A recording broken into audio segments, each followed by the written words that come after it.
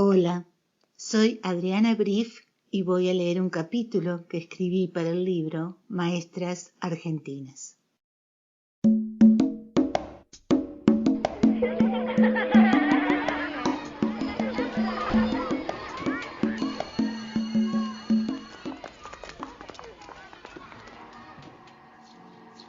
Una negra peronista.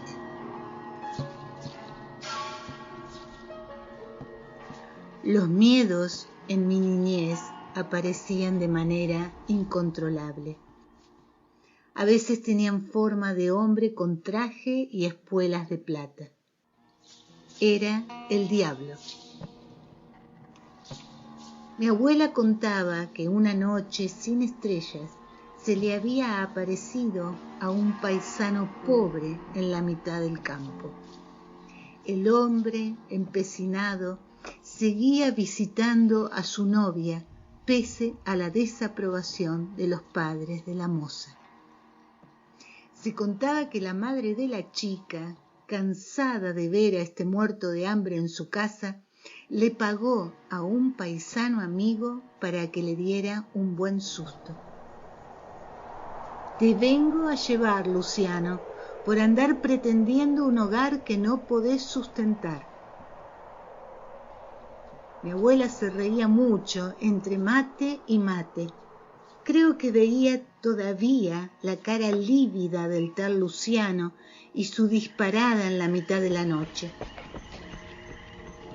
Pero yo, que la escuchaba en esos años con devoción, no podía dilucidar el embuste y moría de miedo ante ese gaucho plateado que venía a robarse las almas. Otras veces, la risa de la bruja de Blancanieves se me aparecía en la mitad del silencio de la siesta. Mis piernas se inmovilizaban. Mi prima Marta tenía la versión de ese cuento de Disney en un disco. Una tarde que estábamos aburridas, me invitó a escucharlo en el living de su casa. Cuando la bruja largó la carcajada triunfal por haber conseguido envenenar a Blancanieves, mi prima saltó como un gato del cuarto, apagó la luz y cerró la puerta con llave. Tardé años en reponerme del susto. Pero mi mayor miedo era el hormiga negra. En mi casa se hablaba mucho de los bombardeos de Plaza de Mayo. Todas las mujeres de mi casa eran peronistas y el año 55 había sido para ellas una tragedia que todavía seguían llorando. El almirante Rojas aparecía en esas rondas de mates y tortas fritas ante mis ojos, matando civiles inocentes y chicos que volvían de la escuela.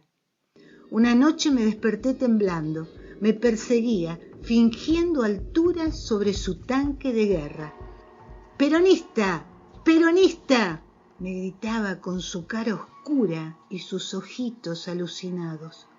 Yo no podía entender que no hubiera fotos de esos sucesos, que fuera de mi familia nadie hablara de algo tan terrible, que no figurara en los libros de historia. Ese miércoles teníamos 2 horas de literatura argentina espaciadas por el recreo largo. Nos esperaban los panchos y la coca que don Pacheco vendía en el barcito de la escuela. La señora Cayano de Menéndez empezó la clase de literatura disertando sobre La cautiva de Esteban Echeverría. De allí saltó a Rosas, con quien simpatizaba poco, y haciendo un paralelo histórico para nosotras difícil de seguir, empezó a hablar de Perón. Para ese entonces, la mitad de la clase dibujaba corazoncitos con el nombre del chico de turno. Otro tanto miraba el reloj, saboreando de antemano el pancho del recreo largo, y solamente yo, despistada como siempre, la escuchaba con suma atención. El asesino de Perón, vociferaba esta mujer en un monólogo inexplicable. Cuando vio mi mano levantada, interrumpió su diatriba, quizás por una necesidad fisiológica de tomar aire, y se dirigió a mí. Sí, Brief, la escucho. Señora, los asesinos, ¿no son los que bombardearon la plaza? En un segundo, su cuerpo delgado se erigió como si un rayo letal la hubiera electrocutado. Sus ojos se desorbitaron como si alguien la hubiera estrangulado sin previo aviso. Sus manos delgadas manotearon el aire como pidiendo ayuda antes de caer a un precipicio. Si sabía que tenía en la clase una negra peronista, no tomaba este curso, gritó. Su figura diminuta corrió hasta la puerta del salón, la cerró y volvió para pararse frente a mi pupitre. Ustedes van a desaparecer, ¿me entendés? Van a desaparecer de la faz de la tierra. ¿Y sabes cuándo vas a probar mi materia vos? Si sos bruja la vas a probar. Yo estaba petrificada. De pronto estaba soñando despierta y Rojas me perseguía adentro de su tanque de guerra. Me di vuelta buscando ayuda en mis compañeras. Todas se habían refugiado en los últimos asientos del aula. Yo estaba sola y delante de mí esta mujer que había perdido el sentido y me lanzaba insultos y amenazas. Atrás quedó el recreo, la coca, los panchos. Nos dejó encerradas en el salón por casi más de 45 minutos de reloj y sin recreo. Cuando se fue, todas las chicas de la clase, menos Mercedes Pardo, me culparon de haberles arruinado el día. Nadie me volvió a hablar.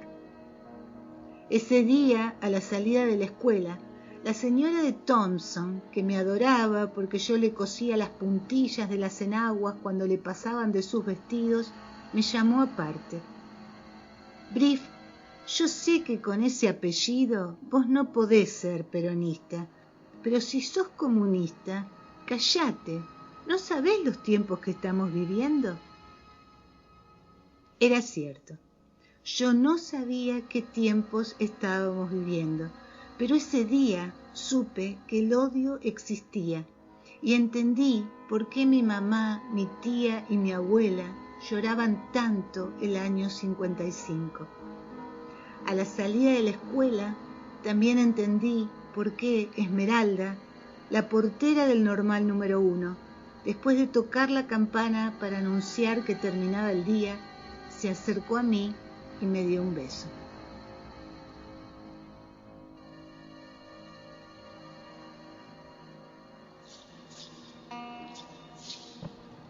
Espero que hayan disfrutado de la lectura. Soy Adriana Brief. Vivo en la ciudad de San Mateo, California. Soy maestra de educación especial en la ciudad de San Carlos y estudié en la ciudad de Rosario. Me licencié en la carrera de comunicación social y me gusta escribir. Gracias.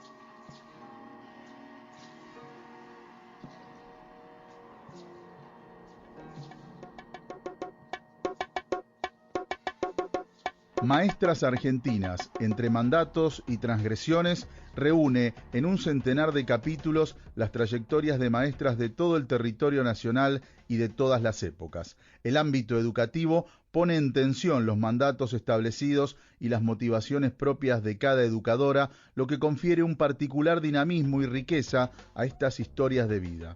Algunas maestras fueron obedientes reproductoras del mandato estatal, otras eligieron rumbos críticos.